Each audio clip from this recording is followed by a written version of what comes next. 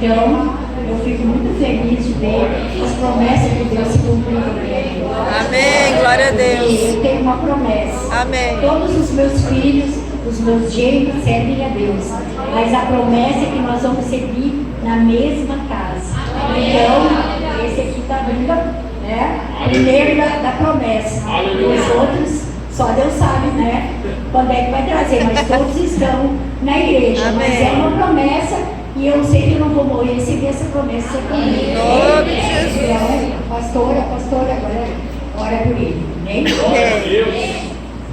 Bem, amados, olha que coisa linda a pastora, as sementes, né, que a pastora tem semeado, a família toda na presença do Senhor. Só o esposo dela que ainda não se batizou, o resto já está todo na graça do Senhor. Amém? Então, eu particularmente gosto muito, né, de ouvir o presbítero, como eu disse, ele é uma adoradora, né, e tem bagagem espiritual também. E estava meio afastado e Jesus trouxe ele de volta. Então, e hoje é o último elo da campanha, né? Falei para ele. E temos os envelopes, quem quiser ainda levar e fazer um pedido de oração e trazer no próximo domingo, amém? Então nós vamos estar aqui orando. E Deus já falou com ele, amém? Eu vou te falar para cá, vamos pedir a graça de Deus sobre a vida dele. Deus, eu creio que o Senhor já falou com ele já falou contigo. E nós queremos ouvir a tua voz através da vida do teu servo. Cobre ele com teu sangue nessa hora, guarda os teus filhos e tudo te pertence, Pai. Fala conosco através dessa palavra, Senhor. Ele está na tua presença, no nome do Senhor Jesus. Amém?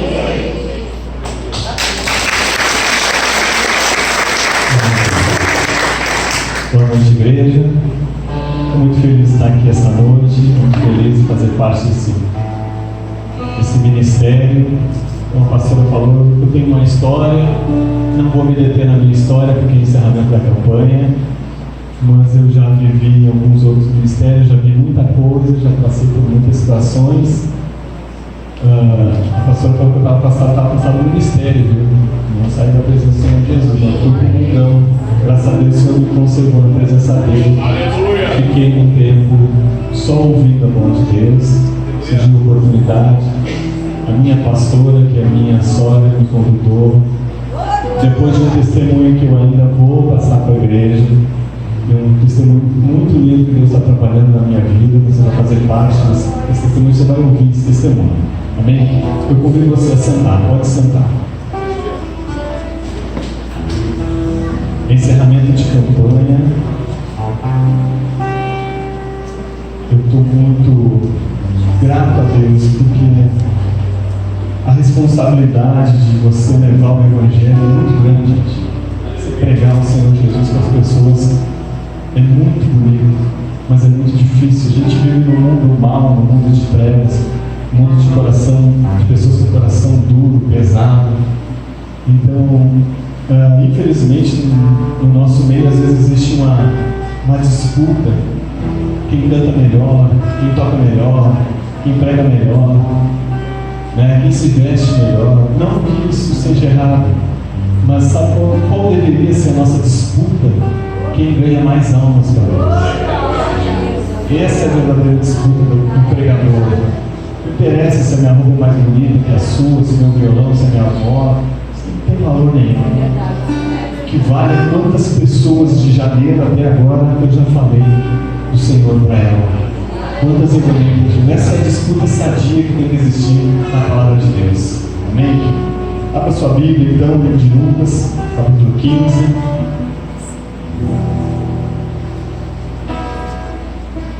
Versículo 8. Provavelmente já foi lida essa palavra outras vezes durante toda a campanha. Eu vou reforçar ela. Diz assim, ó: ou qual a mulher que, trazendo 10 dracmas, se perder uma dracma, não acende a cadeia e vai à casa e busca com diligência até achar, e achando-a, convoca as amigas e vizinhos e diz: alegrai-vos comigo porque achei a dracma perdida. Assim vos digo que a alegria diante dos anjos de Deus por um pecador que se arrepende. Feche os olhos. Espírito Santo, que não seja eu, que seja a tua voz. Assim como tu falou comigo, fala com a tua igreja. Essa noite a gente ouviu que as pessoas poderiam estar em casa descansando e vieram ouvir uma palavra que elas precisam de ti, da tua ajuda. Então, Senhor, a partir deste momento e desde a hora que entramos aqui, é sobre o Teu Espírito Santo que andamos. Então, Senhor, fala conosco nessa noite, em nome de Jesus. Amém. Fecha a tua Bíblia. Não abra mais ela. Eu vou contar uma pequena história antes de você entender por que eu pedi para você fechar a Bíblia. Na hora da pregação, no mundo espiritual, para Deus, é o momento mais importante da reunião. Adorar a Deus, as pessoas têm disponibilidade e vontade de fazer isso. É fácil. Orar, a pessoa pode até se disfarçar e não orar. Mas na hora da palavra, é o exato momento que o diabo tenta fazer com que você não preste nada de atenção no que está acontecendo. Você já notou que quando tem um pregador, existe a pessoa que continua lendo o texto que ela introduziu, ou dá mais uma folhadinha, vai ler mais um pouquinho?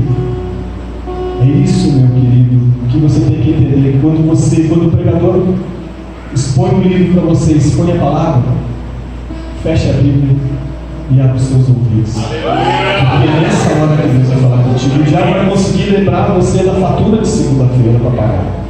Ele vai convidar você a continuar lendo a Escritura. Ele vai continuar insistindo que você continue olhando os outros versículos e não, meu querido. Agora é hora de prestar atenção. Não tem valor nenhum você vir à casa de Deus, não entender nada, voltar para casa vazio. É nesse momento que nós precisamos. As pessoas ficam: Deus fala comigo, Deus fala comigo, Deus ouve, eu quero ouvir a tua voz, meus queridos. É agora. Esse é o momento. Se você tiver ouvidos espirituais, é agora que Deus vai falar com você. Então, quando o pregador pede para você continuar e ler outros versículos para se encaixar, perfeito, amém. Mas quando o pregador prega um versículo, fecha a Bíblia e discute o que Deus vai falar com você. Amém. Eu quero trazer algumas coisas importantes dessa história. A primeira diz assim, ó: a mulher é representada aqui pelo próprio Deus. Nós somos a moeda. Dracma é uma tradução da Bíblia, mas seria moeda que se perdeu. E o detalhe mais interessante é que essa moeda foi perdida onde? Dentro de casa. As três passagens bíblicas aqui contam a ovelha que se perdeu. E a ovelha se perde aonde? No deserto, longe de casa. A dracma se perde dentro de casa. E o texto conta um pouco antes da história de um homem que tinha 2 filhos. Um se perdeu aonde? Na rua. E o outro, meus queridos, estava perdido aonde? E a pastora falou assim para mim: olha, fala sobre reconciliação, fala sobre motivação, restauração de família. E eu comecei a entrar na palavra de Deus, traz para mim essa revelação que tu trouxe para a pastora. E eu confesso para vocês que o Espírito Santo me dirigiu para outro lado. Então, meus queridos, eu quero falar para você que é cristão, que é crente, que vive uma vida com Deus, mas é uma moeda perdida dentro da casa de Deus. E é o pior lugar para se perder.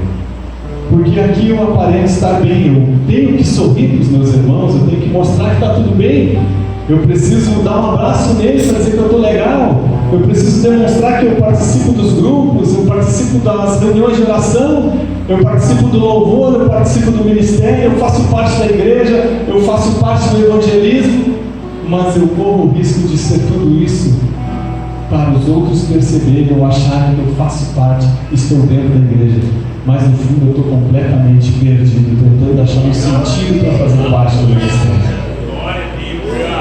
Isso é muito sério, se perder dentro da igreja, meu querido, porque as coisas começam a se tornar cotidianas.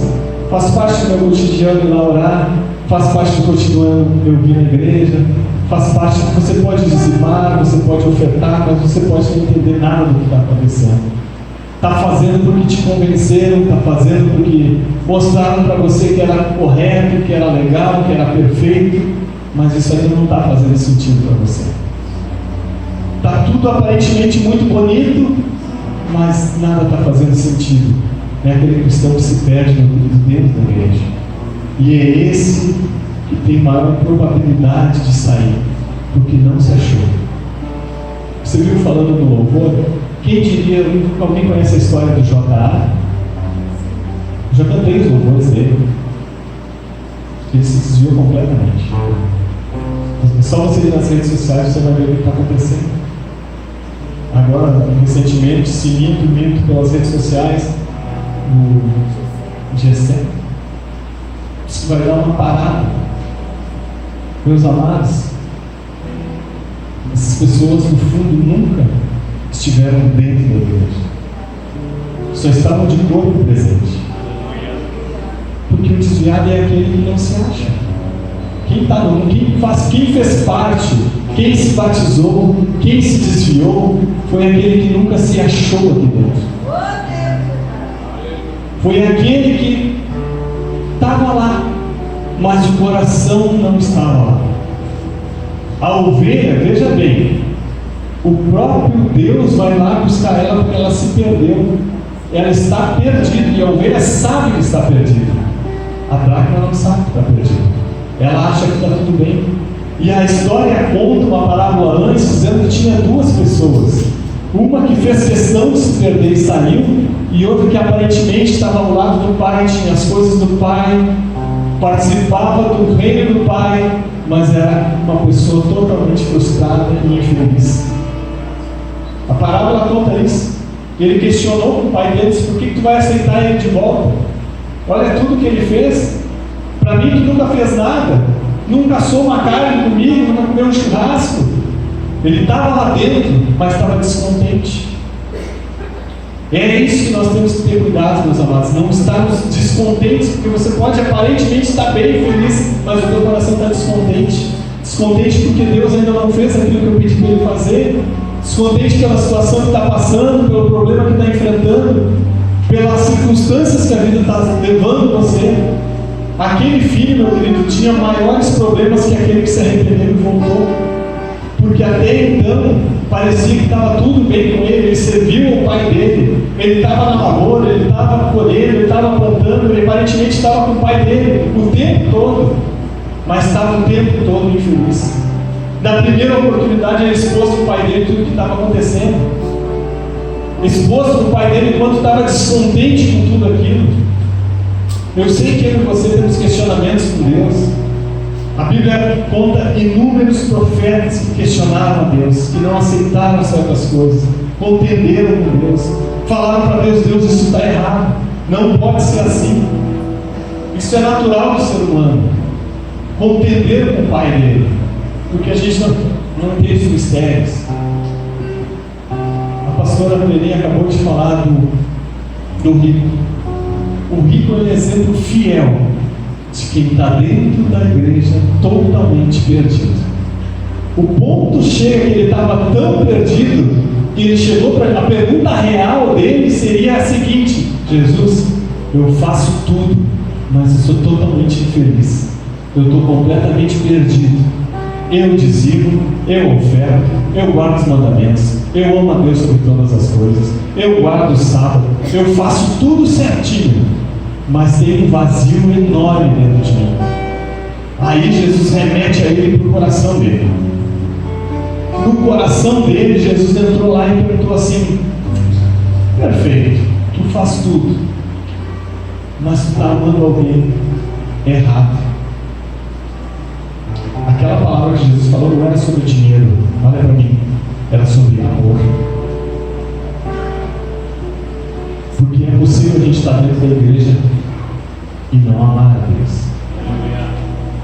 É possível? É. Se isso não fosse verdade, esse rapaz não teria perguntado para o Senhor Jesus: o que eu tenho que fazer para ser salvo? Aquela pessoa que está em Deus, ela tem certeza da salvação dela. Pode amanhecer um dia de trevas, ela tem convicção da salvação dela. E a pergunta dele foi retórica: eu estou perdido e sem salvação. Eu faço tudo certinho, O que a pastora pede para fazer, eu faço. O que o ministro pede para fazer, eu faço. O que o presbítero, o que o irmão, eu estou presente em tudo, meu querido. Mas eu não tenho a certeza da salvação. Isso é grave. Isso é triste. Eu e você precisamos entender algo fantástico. Podemos estar e viver uma vida inteira com Deus. Não sermos felizes. Você quer que eu te prove isso? Vou contar uma história de uma senhora. 60 anos de casamento. Ela chegou com o pastor dela e apontou o dedo e disse assim: pastor, tá vendo aquele rapaz lá, aquele senhor? Ele é meu marido. Sou casado há 60 anos com ele. E ele disse: nossa, que coisa mais linda. Pergunta para ele se algum dia faltou comida em cima da mesa. Pergunta para ele se algum dia a roupa dele não estava bem passada. Pergunta para ele se quando ele chegou em casa todos os dias eu não recebi ele com alegria. Pergunta para ele como eu criei os filhos dele. Pergunta para ele como é que estava a casa dele, se não estava sempre organizada, linda. Diz: nossa, que legal, parabéns, mas eu vivi 60 anos infeliz. O pastor falou: como assim? Impossível? Possível, sim. Porque quando eu casei numa época que a gente não tinha escolha. Meu pai e minha mãe fizeram que eu me casasse com ele. Eu fui obrigado a fazer isso. Eu não tive escolha. E eu não o amei desde o primeiro dia que eu vi ele. Mas eu precisava estar com ele. Porque naquela época não se dizia não para o pai e para a mãe. Ela viveu 60 anos de um casamento aparentemente lindo e maravilhoso, mas infeliz. Sabe por quê? Porque quem não ama não é feliz. Você pode ser casada com teu esposo, ele ser um marido excelente para você, não deixar faltar nada dentro de casa, cuidar bem dos teus filhos, te dar as roupas que tu pede, te dar a educação que você pediu para os filhos. Eu invento a pergunta: você pode ser casada com uma mulher maravilhosa, que você chega em casa e está tudo perfeito. Se você não amá-lo, você vai viver um casamento lindo, maravilhoso, que as pessoas vão dizer: nossa, que casal lindo, e ser infeliz. Você tem noção do quanto o amor faz a diferença em tudo? Quando o nosso Deus abre as Escrituras, meus amados, e chega para Moisés e faz leis, ele coloca uma lei acima de todas elas. Qual é? Amar a quem? E Jesus vai lá para o rico, o jovem rico, e diz para ele: tu ama a Deus? Sim, a Deus sobre todas as coisas. Porque o mandamento só tem valor quando eu e você amamos Ele. As Escrituras começam a ter valor quando você se apaixona por ela. As coisas do Evangelho, a pregação, começam a ter sentido para você quando você se apaixona pelas histórias. Quando você olha as Escrituras e salta aos teus olhos o amor incondicional de Deus sobre você. E nós temos uma visão um pouco distorcida de amor, porque estamos acostumados a ver casais que vão para o Facebook dizer que se amam, 2 semanas depois o cara traiu. Mas ele diz que ama. A gente tem uma visão de amor de pai lindo, que joga os filhos pelas janelas dos olhos. Minto ou falo a verdade?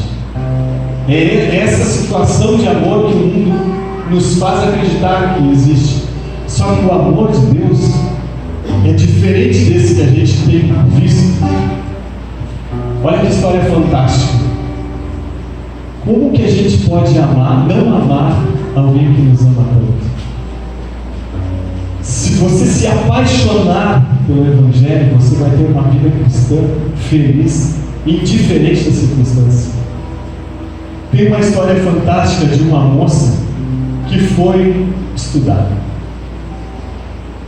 foi fazer a faculdade. A menina mais, isso é uma história real, a menina mais linda que existia. Os rapazes começaram a analisar e disseram: nossa, essa é a menina mais bonita da escola, vamos tentar namorar ela. E um a um foi indo, dos mais bonitos, e foi caindo.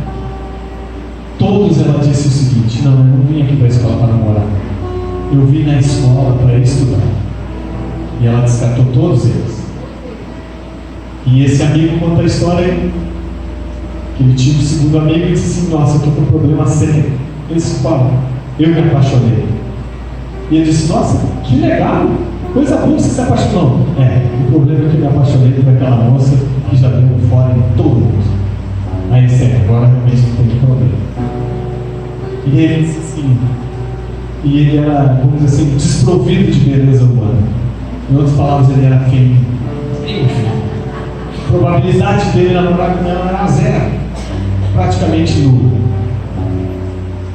Mas eu me apaixonei, não tenho o que fazer.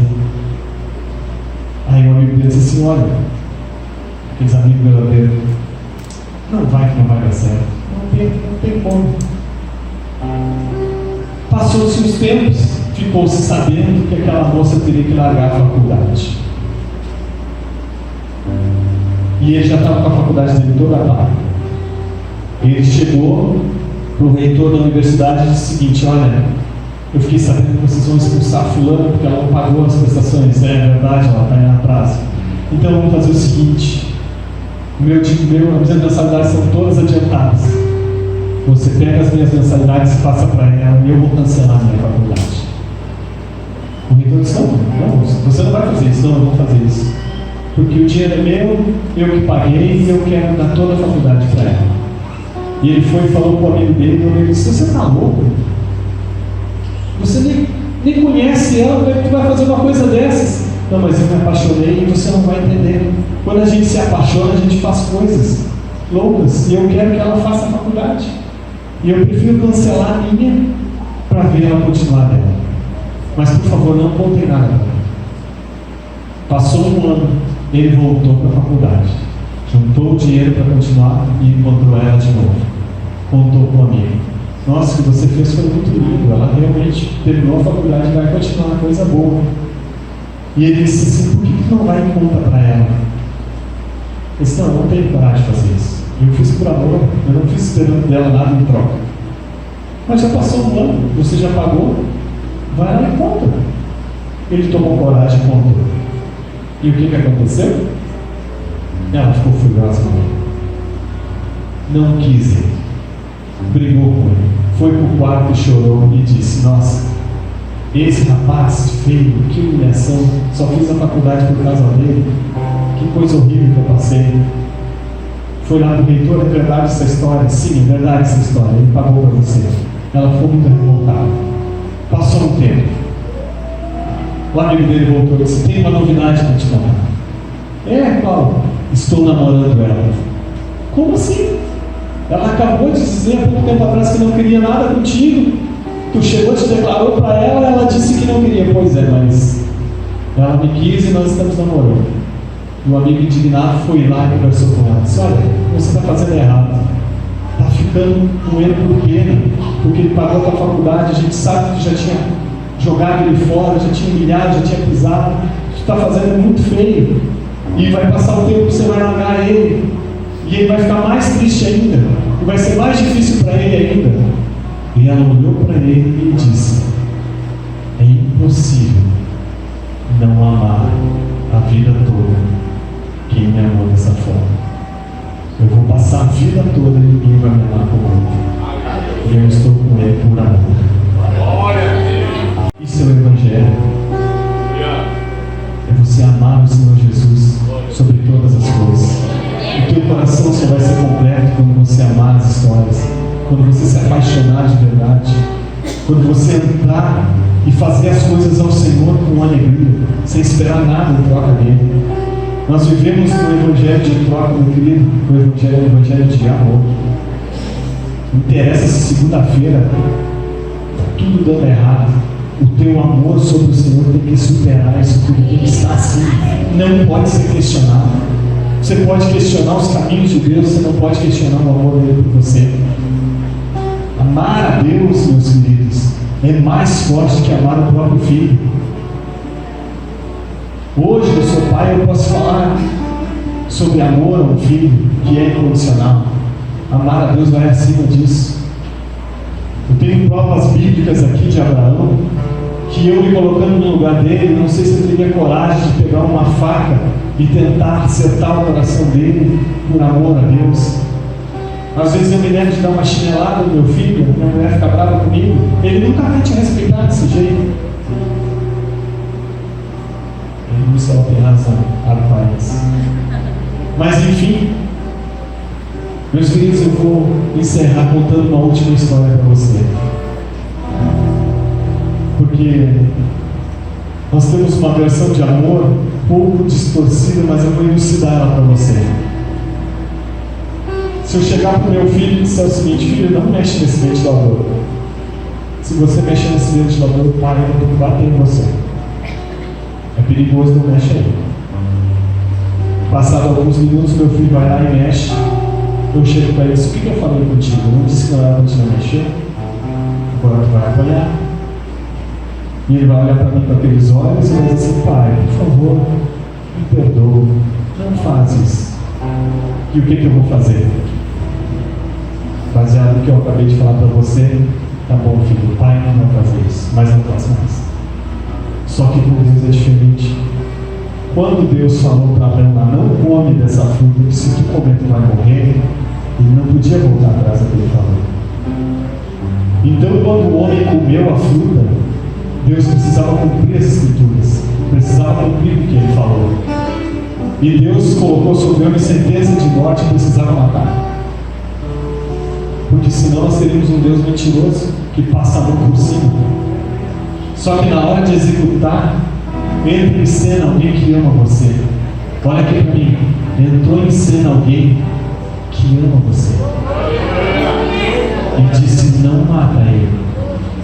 Vamos fazer o seguinte: coloca sobre a sentença deles, coloca a sentença deles sobre mim. Eu vou na terra e passo por onde, sinto tudo, e na hora de matar, coloca sobre mim. Aí vai o segredo: aquele que não peca, que não erra, tem direito ao quê? A salvação. Então Jesus fez uma troca, colocou no lugar da nossa morte a salvação dele, e sobre a nossa destruição a graça dele. Então você está sobre um evangelho de alguém que ama, que amou e ama você, indiferente das suas escolhas. Jesus não esperou você ficar produzida de banho tomado, de roupa bonita, não esperou você estar bem financeiramente para amar você, não esperou você parar de beber para amar você, não esperou você parar de mentir, você parar de roubar. Ele amou você indiferente de como você era, e fez uma troca de amor com você. Você tem um salário de morte, eu troco com um salário de vida. Só peço que tu me ames acima de todas as coisas. Quando você o ama de verdade, você começa a passar para as pessoas. É como você começar um namoro. Você quer contar para todo mundo que está namorando alguém, com orgulho daquilo. Assim é quando nós nos apaixonamos por ele. Nós queremos mostrar para as pessoas e dizer para ela: eu estou muito feliz. Tem alguém que está me fazendo muito bem. Ele é maravilhoso, ele cuida de mim, está sempre comigo. Ele estende a mão, não interessa, ele está sempre pertinho de mim. Por isso que as escrituras dizem: volta ao primeiro amor. Porque quando você conheceu o Evangelho pela primeira vez, que você se apaixonou, você não se perdeu dentro da igreja que nem depois de anos, você continuou juntinho dele, amando ele. Só que o cotidiano, meu querido, vai colocando a vida espiritual. Você está entendendo? Vai colocando a vida espiritual numa mesmice, como um casamento que vai se acalmando, e as pessoas não ficam com elas, porque já estão há muito tempo, porque se separar agora os filhos vão ficar um para cada lado, perdeu o amor. Meus queridos, eu sou casado hoje, nesse exato momento, eu sou casado há 19 anos. Nesses 19 anos, eu nunca traí minha esposa. Eu digo isso em cima de um altar. Nesses 19 anos, eu chamei ela de princesa todos os dias da minha vida. Quando nós nos conhecemos na igreja, nós não tivemos relacionamento sexual. Eu era músico da igreja, ela cantava no coral, e nós esperamos a noite de núpcias. Nós levamos as coisas de Deus a sério. O segredo de sucesso no casamento é a sua fidelidade. Você quer ser feliz no casamento com Jesus, seja fiel a Ele. Ame-o todos os dias. Fale para sua esposa, para o seu esposo todos os dias o quanto você o ama. Resgate aquele amor que começou na sua juventude com Ele, nos primeiros dias que você viu. Isso mantém o alicerce de uma família. Você consegue compreender isso? Isso mantém o alicerce espiritual de pé. Quando você fala para o Senhor Jesus todos os dias o quanto você o ama, mantém você de pé. E você sabia que todas as manhãs o Espírito Santo acorda você e diz: eu te amo. Isso é todos os dias. Você pode não ouvir porque você não dobrou os joelhos e orou. Você pode não ouvir porque você saiu correndo para o trabalho. Você pode não ouvir porque tem as crianças para atender. Mas todos os dias o Espírito de Deus olha nos teus olhos e diz: eu sou apaixonado por você. Você é a coisa mais preciosa que eu tenho. Isso, meus queridos, faz com que o teu coração esteja na presença de Deus. E a Bíblia fala que aqueles que têm o coração de Deus, Deus não deixa faltar. Amar a Deus, meus queridos, é uma condição imposta que nós devemos fazer, mas com vontade de fazer. Casamento se mantém de pé por circunstâncias da vida. Relacionamento com Deus se mantém de pé por comunhão e amor. Você pode ser uma moeda perdida na casa de Deus. E a Escritura diz que a mulher pegou a vassoura. Olha o segredo da Escritura. Pegar a vassoura significava realmente querer comprar aquela moeda. E ele leva mais adiante a história e diz assim: e acendeu uma lamparina. Você sabe quem é essa lamparina? É o Espírito Santo. O Senhor Jesus envia o Espírito Santo para achar você aonde você estiver dentro da casa de Deus, e Ele vai achar. Isso é uma questão de importância, porque a moeda naquela época significava um dia de salário. Aí Jesus vai lá e remete outro texto bíblico que diz que nós somos, que o salário somos nós, o pagamento somos nós, a recompensa do Senhor Jesus, meus amados, é a minha e a tua salvação.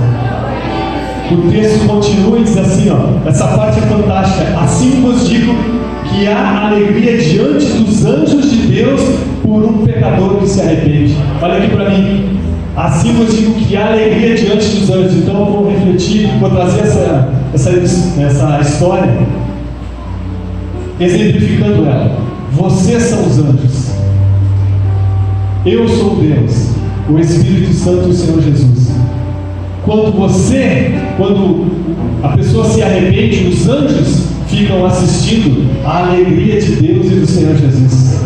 Porque Jesus não faz festa de casamento, Ele não faz festa de aniversário, Ele faz festa quando um pecador se arrepende. A Bíblia cita esse exemplo como festa. Festa para Deus é ver você se arrepender e aceitá-lo.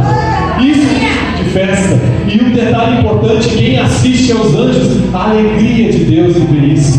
Jesus olha para Deus assim: mais um. E assim vai se somando. E Deus sorri. Isso é festa para Deus. Os anjos compartilham. Nós não conseguimos enxergar. O privilégio é dos anjos enxergar isso. Mas Ele mostra para os anjos. E quando nós chegarmos no céu, o Senhor Jesus vai dizer assim: está vendo esses anjos todos aqui? Fizemos uma festa tão grande quando tu te arrependeu. Olha, foi bonito de ver. Tu não estava aqui, mas estava bonita a festa que nós fizemos por ti. Olha, escrito aqui. A festa é de Deus. A festa é dele. Então, meu amado, eu encerro nessa noite dizendo para você: se apaixone pelo Senhor Jesus, que tudo vai fazer sentido. Se você se apaixonar pelo que está escrito e porque Ele deixou para você, as coisas vão começar a ter sentido. E quando você orar e não acontecer do jeito que você programou, e você contender com Deus, entenda uma coisa: Deus não fez. Não, Deus não fez porque Ele não gosta de mim. Deus não fez porque Ele sabe o que está fazendo. Não, mas Deus não fez porque Ele não é bondoso. Meus queridos, Deus sabe o que está fazendo. E às vezes, aos nossos olhos, se não acontecer, significa que Deus não está conosco. Aos olhos de Deus não é assim que funciona. Não é o acontecimento que faz a diferença, é o amor. Ele vai amar você incondicionalmente. Você pode até ser salvo. Jesus pode voltar e nós subirmos agora, mas Ele está dizendo para você: seja um salvo feliz aqui na terra. Não seja um salvo que viveu a vida toda casado com alguém porque as circunstâncias fizeram você ficar casado. Não está dizendo aqui que você não vai ser salvo, está dizendo que você não vai ser feliz. E o segredo do Evangelho é felicidade. Aquela mulher samaritana que Deus atendeu no poço, as Escrituras dizem que ela saltitava de alegria. Isso é fantástico, gente. Eu não sei você, mas eu leio as histórias e eu acho incrível. Como que pode um Deus, Criador de tudo, conversar contigo face a face? Isso não tem preço. Isso é apaixonante. As Escrituras te tornam você algo mais próximo do que você pode imaginar de Deus. Estamos atrás de revelações e elas existem. Estamos atrás de bons pregadores, temos. Mas Deus vai se revelar a você quando tu fechar o teu quarto, dobrar os teus joelhos e falar com Ele. Eu admiro quem vai no monte e isso é maravilhoso. Eu admiro quem vai pelas ruas e prega, mas Deus se admira quem entra no quarto e fecha a porta. Você sabe o que quer dizer isso? Quando você é alguém que você quer estar sozinho com Ele. Eu não consigo mais estar sozinho com a minha esposa, porque as crianças não deixam. Mas você quer ter 1 minuto com a tua esposa. Tem que esperar as crianças dormir. O que você quer ter com ela? Comunhão. Contar para ela como é que foi o teu dia, o que aconteceu. Contar para ela o que você está passando, se você está feliz ou triste. Só que com as crianças, elas não vão deixar. Então você tem que esperar elas dormir para poder conversar. O nome disso é intimidade, é relacionamento, é ficar a sós. E quando Jesus fala para as pessoas entrar na porta do quarto e ficar a sós, é isso que Ele quer ter, uma conversa franca contigo. Uma conversa de amigo, uma conversa de parceiro. Fala, meu filho, o que está acontecendo? Está tudo dando errado, tá? O que é errado para ti? E Deus vai começar. E uma coisa que eu vou dizer para você: se você fizer isso, o Espírito Santo vai entrar no teu quarto, você querendo ou não. Porque a Bíblia diz que quando nós dobrarmos os nossos joelhos e nos curvarmos, Ele vai enviar quem? O Espírito Santo. Se perguntar para mim aqui, o Senhor Deus está aqui? Olha a revelação de Deus. Se você perguntar para mim assim, o Jesus está aqui? Eu vou te responder com uma simples resposta: quem está aqui agora é o Espírito Santo. A Bíblia diz assim, o Senhor Jesus falando: eu vou subir ao Pai e vou ficar sentado do lado dele, mas vou enviar para a terra um Consolador que vai ficar com você todos os dias. Então, meu querido, o Senhor Deus está nos céus agora, o Senhor Jesus está sentado do lado dele e o Espírito de Deus está aqui. Ele vai nos acompanhar nessa jornada. Nós vamos ficar com Ele até a volta do Senhor Jesus. A voz de Deus no teu quarto é a voz do Espírito Santo. Então, meu amado, não despreze alguém que te ama tanto. Quando nós éramos jovens, abandonamos alguns namoros, e aquela pessoa mostrava tanto amor pela gente, mas a gente não gostava dela. Não faça isso com Deus. Não despreze o amor dele, que Ele vai ser o fruto da tua salvação. Então, encerro essa noite dizendo para você o seguinte: os apaixonados por Deus terão seus nomes escritos no livro da vida e viverão nessa terra felizes, independentes de qualquer circunstância. Faça do Senhor Jesus o teu maior amor. Faça de Deus o que Ele pediu para que fosse feito: amá-lo sobre todas as coisas. Não foram sobre algumas, foram sobre todas. Porque o mundo vai passar, as coisas vão se acabar, mas o nosso amor por Ele vai ser eterno. E um dia nós vamos cantar a presença dEle. Amém? Que Deus te abençoe.